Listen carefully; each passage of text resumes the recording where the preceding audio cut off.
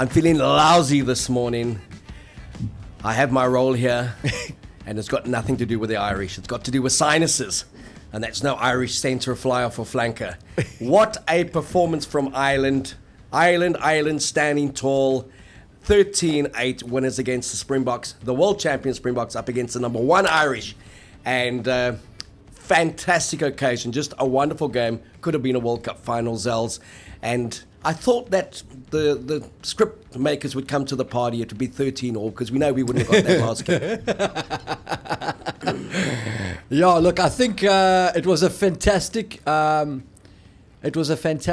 product, for want of a better word, for the neutral rugby fan. I think the vibe, what we saw on TV, I'm sure if you were in the stadium, it was even better. It was a thrill fest. I think the neutrals, I think, would really, really have enjoyed that. And I think Ireland were deserved winners and played really well in parts of that game and lived up to their ranking, world's number one team. I didn't see too many of the Irish blokes being mangled, mate. Come on. Yeah, no, they weren't. Come on. I got to be honest, man. Here we go again. Conspiracy theorist number one. I'm not a conspiracy. I'm getting a little bit bored of watching Jacques and Rassie sort of play with their food, you know. I think the players gave it 100%. I think there isn't a player that played for the Boks on the weekend that didn't give it everything he had. But when they received the opening kickoff and tried to create from their 22, it was a little bit of a red flag. When they already know that they have a goal-kicking issue and they opt for 2 long-range penalties. A little bit of a red flag. Let's get back to them just now. I don't know. Because we owe it to all our Irish followers out there or consumers of our content. Yes. We owe it to acknowledge this Irish performance first and foremost. Fantastic. And then we're going to look and we're going to dissect the Boks performance. People talk about our physicality. Wow. I thought the Irish physicality was immense. They were double hits. They were superb at the breakdown. Josh van der Fleer was just in another league. And the way their forwards and their backs combined in terms of getting a double hit or 3-4 tacklers on a player, definitely 2 tacklers on one player. They had to come to the party for 81 minutes with physicality, and I thought they did that brilliantly.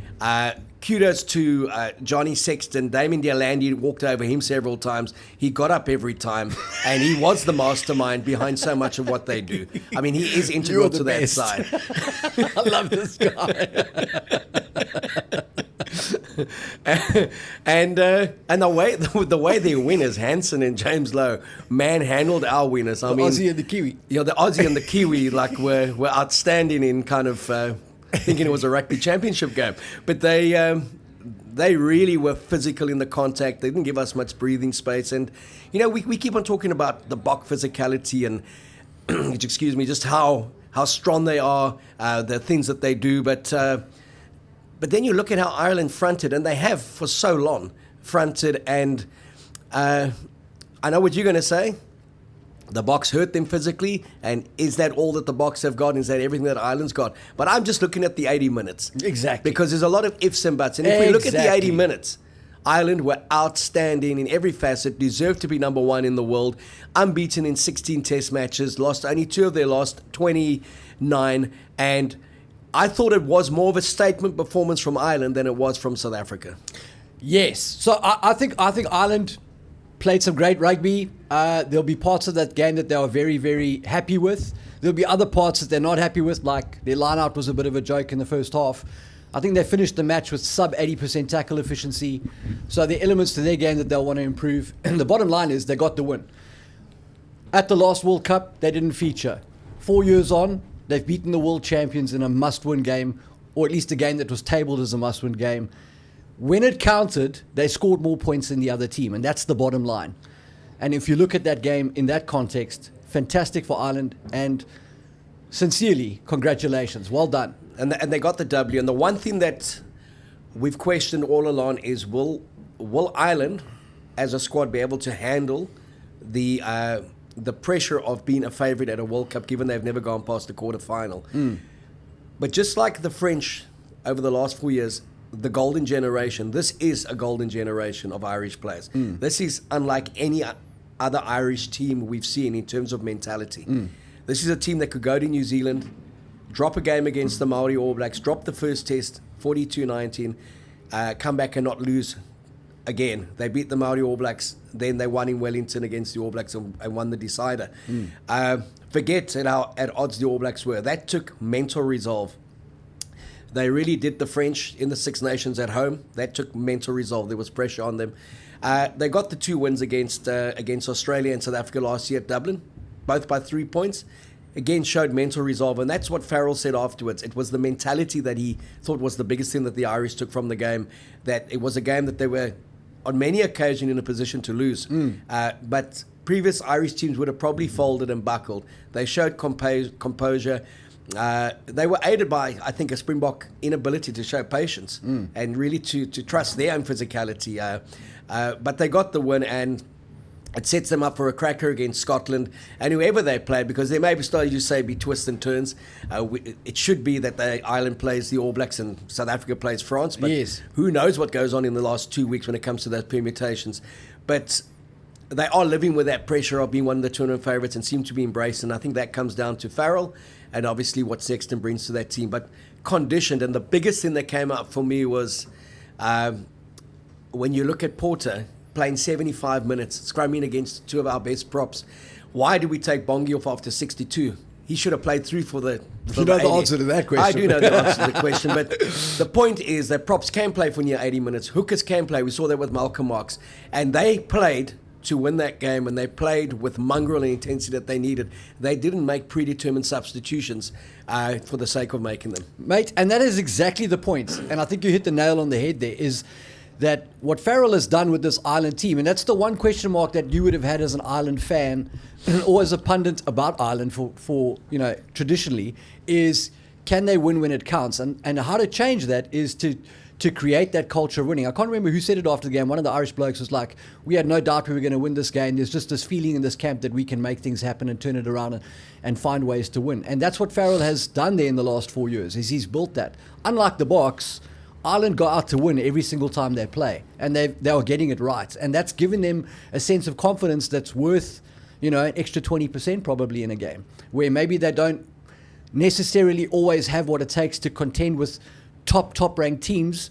That winning culture, that winning mindset is part of their fabric now.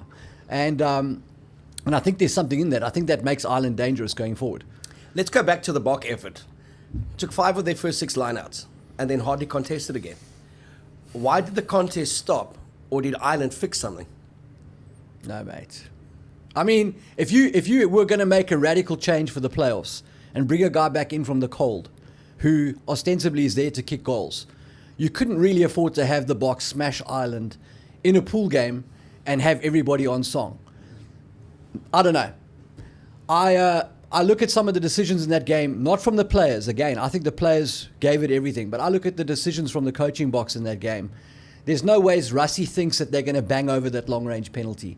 There's no ways they don't drive those lineouts as much as they have in the past. None of it makes sense. Yeah, I mean, the 2 long-range ones, 7-3 down, 55 meters. How do you explain that? It's like, as many people commented, you pick a 7-1 bench and you hardly maul. Is that because they didn't want to maul? And we saw a very similar thing at the last World Cup, where they didn't really show much in the pool stages. A little bit against Italy. I mean, they were ferocious against... They played an Ireland-type game in that 2019 Open against the All Blacks, and credit to the All Blacks in that first 30 minutes for somehow being 6-0 down. Yes. Or 3-0 down. They kind of just defended like their lives depended on it, and kind of withstood that onslaught. 2 quick tries, 17-3. We fought our way back, got to 17-13, and the last 2 penalties won them that game. But the Boks left that game, as we said in the previous episode, feeling we can compete with these guys. We just can't give them that 14-point blitz. Ireland played with that ferocity, and they had to, because the Boks, and again, the Boks players pitched up to win that game. 100%. There's no way they want to lose that 100%. game. It's just with the approach that they had, were they good enough to win that game? No, they weren't. And did they play to their potential strengths consistently? No, they didn't. And you don't rely on, even at their worst, you rely on a 50% return rate with kicking. Theirs was 20%.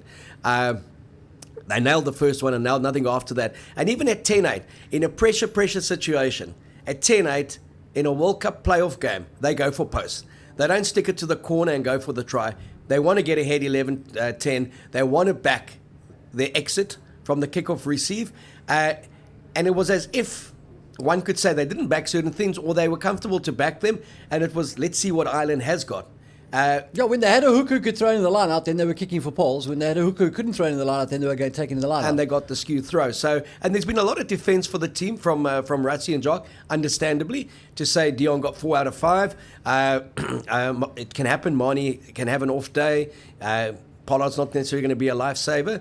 An interesting chat with Percy Montgomery over the weekend, and if anyone can kick goals, it is the guy who kicked 4 out of 4 in the World Cup final for us in 2007. And his thing was, look, any kicker can go through a dip. Any kicker can lose confidence. He's not working with Marnie, so there's also the personality of the player comes to the fore. But just from what he's seen on television, he thinks that his kicking tee, it's as simple as his kicking tee is too high, but that he's put too much emphasis on counting down the clock. He brings it right down to that 2 seconds, and he kicks and he hooks.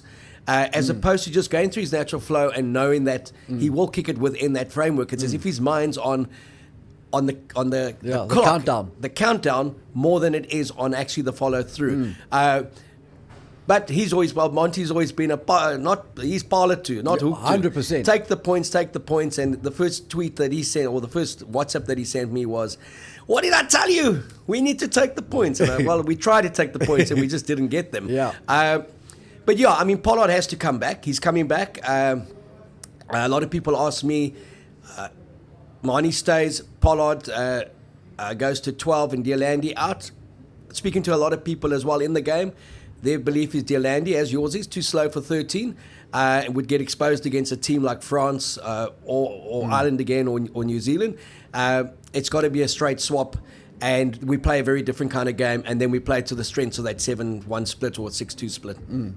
Yeah, so for me, I think Andre comes in at 10 or he doesn't come in. And I'm not talking about Tonga, I'm talking about when the game is on the line. Because I think the most efficient route to victory in Test rugby is to play the numbers. And the numbers dictate that you kick your points and that you defend well. And then after that, when you get opportunities on counter and on the break, that you score. Now, obviously, Marnie factors in that second part and kick receipt. He's a dynamic playmaking guy.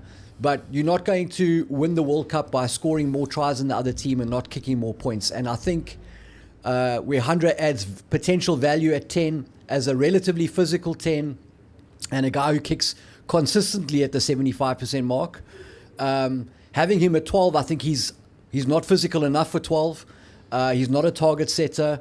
And the upside of having him there for the goal kicking, I think that there's a net loss in that equation. So I think you either play him at 10 with who I think is the best 12 in the world at 12, or you don't play him and you go with Marnie. Okay, now you say Damien Deolandi is the best 12. The world says Bundiaki at the moment is the best 12. Personally, I felt there was nothing between the two of them, because on the one-on-one matchup, neither got past the other one.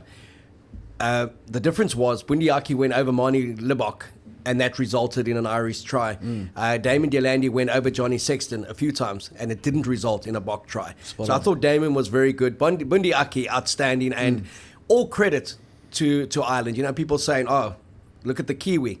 Bundiaki played 43 games for Counties Manukau and 25 for the Chiefs, and he played there for 3 years. Started his career playing club rugby in East Malaysia, by the way.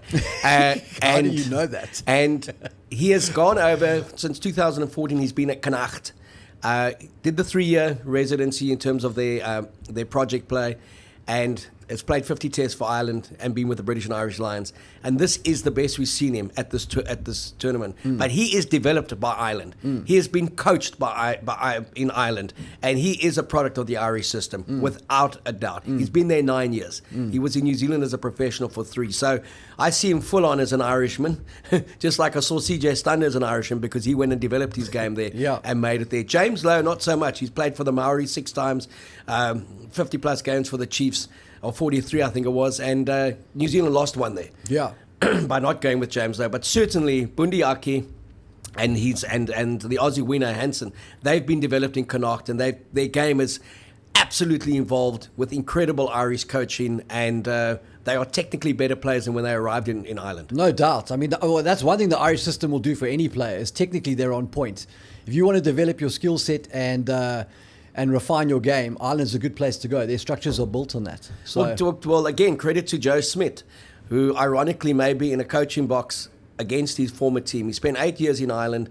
He really took that New Zealand system to the 4 provinces. They built a very strong team around Leinster, aka the Crusaders. And Andy Farrell has taken that team a lot further in terms of what he's got out of them. But what we're seeing from Ireland today, or over the weekend, is a combination of the best of what Joe Smith provided and what Andy Farrell has added to that. And I think credit must be given to Joe for what he inherited and what he built. No, spot on. And he just has an affinity with those players, a lot like Gatlin has an affinity with the Welsh players. He couldn't replicate that in New Zealand. Warren Gatlin went back to New Zealand, was an absolute disaster at the Chiefs. They never won a game. Goes back to Wales, picks up the rabble, and actually has turned them into something resembling a rugby team that knows their DNA and knows how to play to that coach's kind of coaching philosophy. Now, if you look at Ireland, those players have certainly embraced Andy Farrell.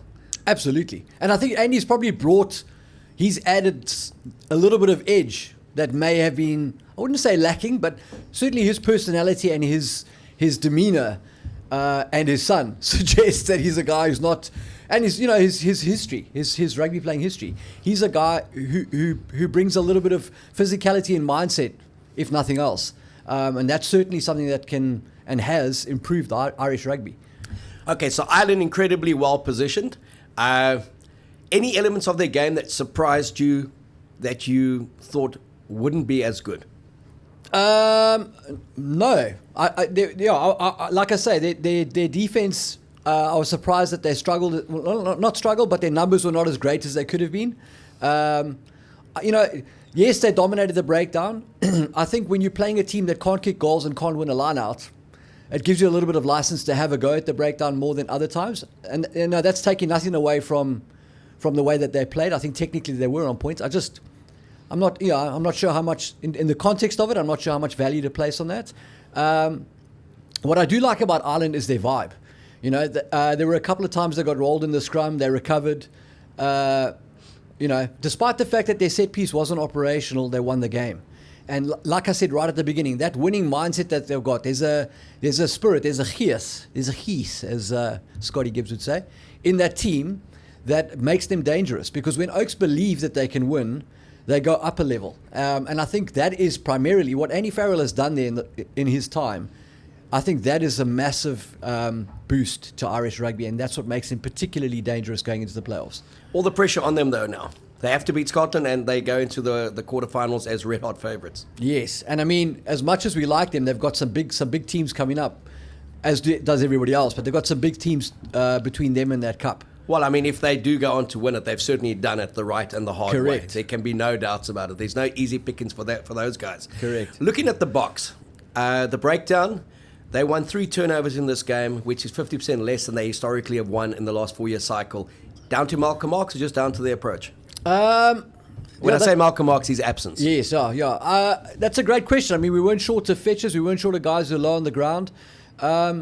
In a way, the Boks kind of, and this is what I said right at the beginning when they try to play from the kickoff into the 22, the Boks try to out-island at stages in that game.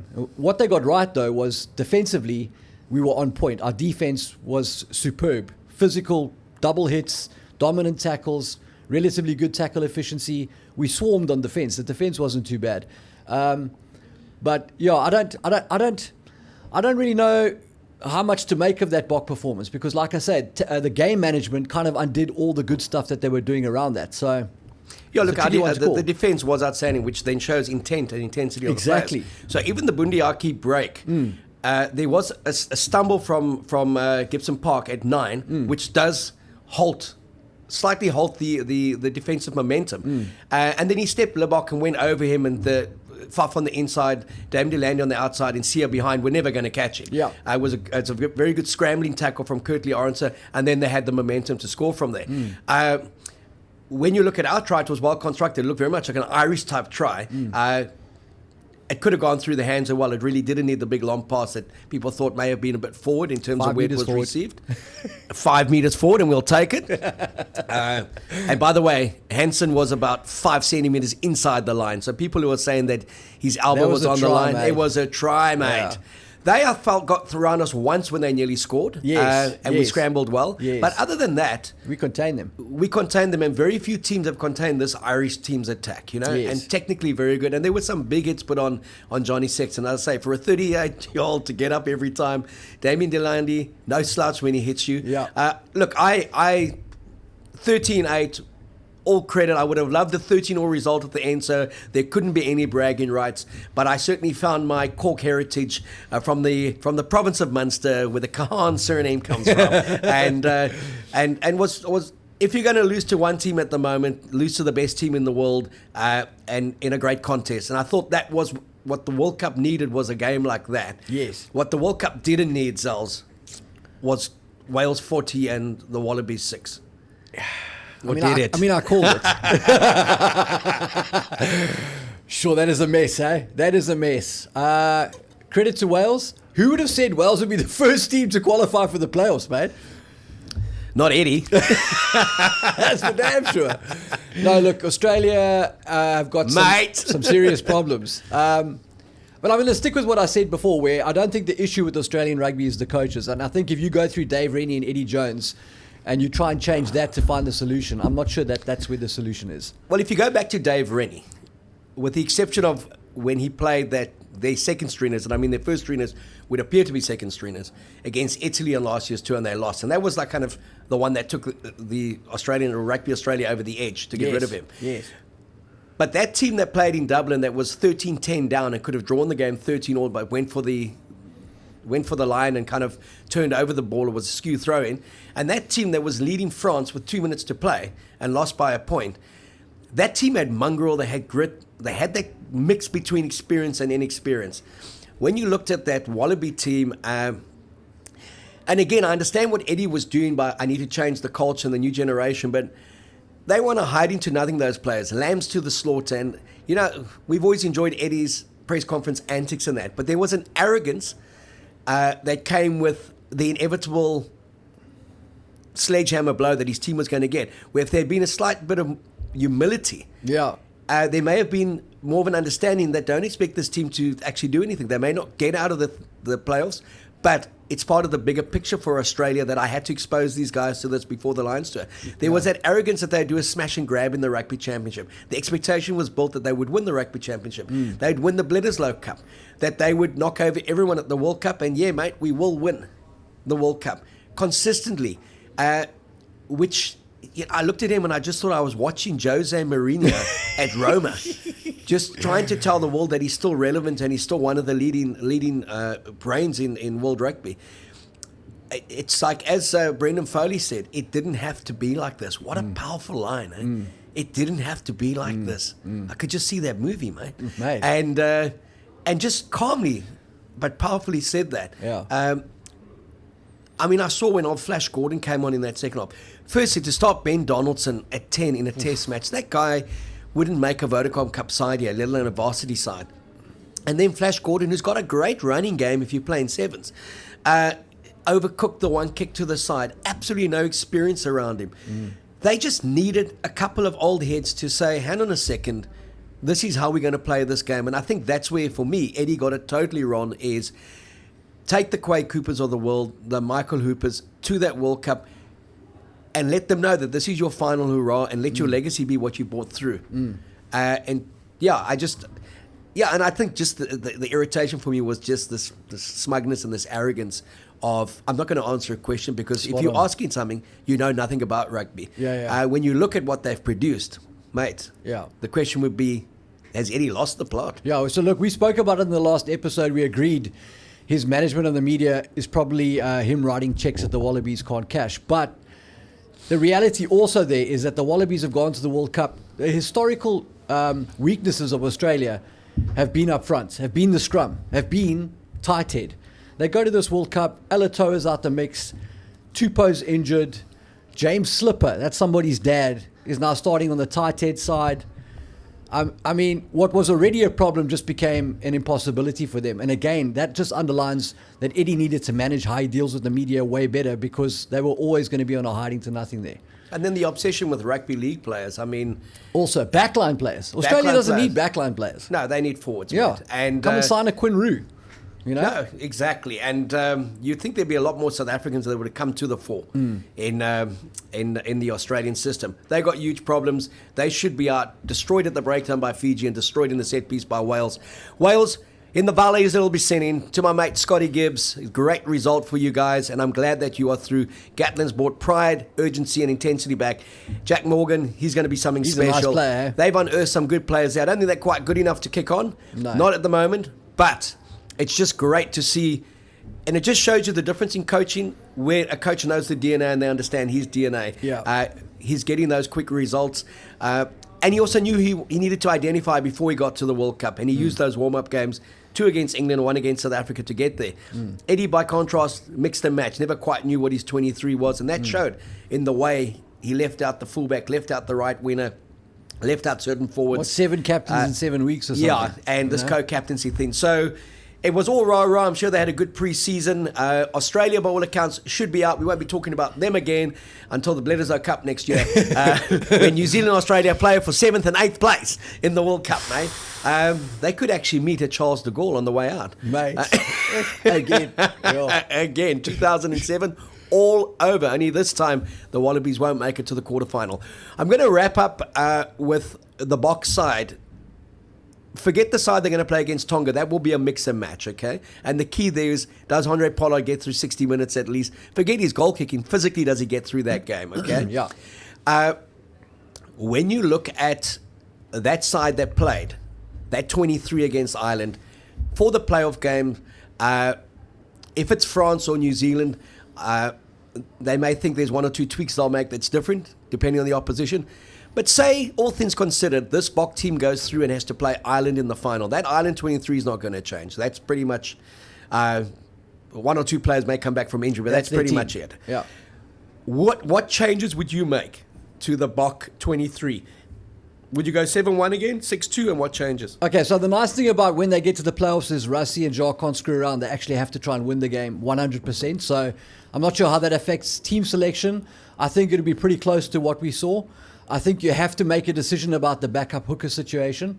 You can't be carrying 3 fetchers on the bench because 2 of them are the secondary thrower. I would definitely, obviously, Dwayne Vermeulen needs to come back in. I like Dwayne to start personally and have Jasper on the bench. Pieter-Steph du Toit is a massively, massively important player for us because we don't really have a backup for him. We have a guy who can stand in the 7 jersey, but we don't have a like-for-like guy that goes into that role. So what we do have is 2 monsters that come off the bench, add massive value. I think that stays the same. The front row probably stays the same. Bongi has to start. We need to keep that guy healthy for the duration of the World Cup. And I really sincerely hope they've scrambled somebody to be the emergency next guy up, because if we wait until a potential injury there to make a decision, I think things could get ugly. Faf got a lot of heat. There were elements of his game that I really enjoyed on Saturday. In those big games where you want to be physical and you want to be defensive, Faf obviously adds value. So, Caden Moody, do you find a place for him? So for me, this Tonga game is a game where you give him a go at 13 specifically to see, are you going to make a decision that he's your 13? Because I think he adds significant X factor, and in the big moments when it's tight and it feels like you don't have time to think, he seems to have 10 minutes to make a decision. And that was what was lacking on Saturday with Jesse and the offload right by the try line, all that sort of stuff. I think Kanan is a guy you have to consider because he's just such an X-factor player. Do you see him in the playoffs being at 13 or 14 in place of Kurtley Arendse? Yeah, that's a tough call. Like I said, I'd like to see him against Tonga and make a decision about potentially starting him at 13. I would have had him ahead of Kurtley already on the wing this past weekend. So they've gone with Kurtley. They obviously see value tactically from Kurtley. I love Damien at fullback this weekend. Played a great game. And I think they'll stick with him going forward. Well, I hope, I think he's done enough to earn that jersey. So, but big decisions because you're leaving out Willie Leroux, massive experience. You've got to get Dwayne back in the mix. Interesting to see him in the coaching box. Yeah, very interesting, and very interesting to see how ballistic they were going to kick from 55 meters. Again, there's things that will only be answered in the playoffs because it is the playoff, and there's no shenanigans when it comes to the playoff. You've got to win it. But one thing we can learn from 2019 is when it came to that quarterfinal against Japan, semi-final, and the final against England, they came and produced 3 games we hadn't seen at the World Cup, and they stood tallest when it mattered most, and they got the results. Speaking about standing tall, I was really impressed with how we dealt with the high ball on the weekend. There wasn't a lot of it, but when it came, we did a great job, and that was encouraging. Oh, thanks for adding that, Yeah, mate. I don't know if that's something you thought. The 2 small winners at the back, Yeah, where people they did thought they great. could be exposed. No, look, it was a great game. We'd be talking potentially about a Bok win by a couple of points and saying what a great side Ireland is. We're talking about an Irish win and saying what a great side the Boks are, but have they fired all their bullets? There's a question mark over that because of game management, as you rightly pointed out, Zels. But everything to play for against Tonga this weekend. We need a good, strong 4-try bonus point win and good points differential. Because as you told me earlier, it could come down to all 3 teams getting 15, and South Africa goes home because of points differential. And I just don't see this Irish team ever going out and wanting to lose to Scotland to try and favour who they play in a playoff game. Agreed. They've beaten the Boks. They've beaten them twice in the Rassie, Rasmus, Jacques Nienaber era, and they will say the third time we want to beat them is in the World Cup final, and that's going to be the sweetest one of all. Maybe just tell listeners that if teams are tied on the log, it's head-to-head is the first tiebreaker. In a situation where if Ireland had beaten South Africa had beaten Scotland, and Scotland had beaten Ireland, and all 3 were tied on 15 log points, obviously head-to-head couldn't decide that, then it would go to points difference. Wow. Can you repeat that again? No. So you've got that. Just to all my Irish mates, fantastic result. You got to wear green and you got the result. You guys been amazing. Wonderful analysis as well. I keep on saying it. Bernard Jackman, one of the best. Go and kind of take a look at his Twitter feed, subscribe and get his columns. And then Brian O'Driscoll, the god of Irish rugby, he called it. He said 4 points in a tight game. He felt that they would cut us to shreds a bit more. I didn't think they did that, but well done, Bod. And then to our own money man, he called an Irish victory, and let's not forget that. He called the Boks to beat the All Blacks, and he called the Boks to lose to Ireland. So money man on the money. You know where his Facebook page is. Follow him. His show will be out a bit later in the week with Zels when they talk all things money and betting. We'll be back later in the week to talk Tonga and to talk the Springboks and to talk what it means in the context of the playoffs and the World Cup.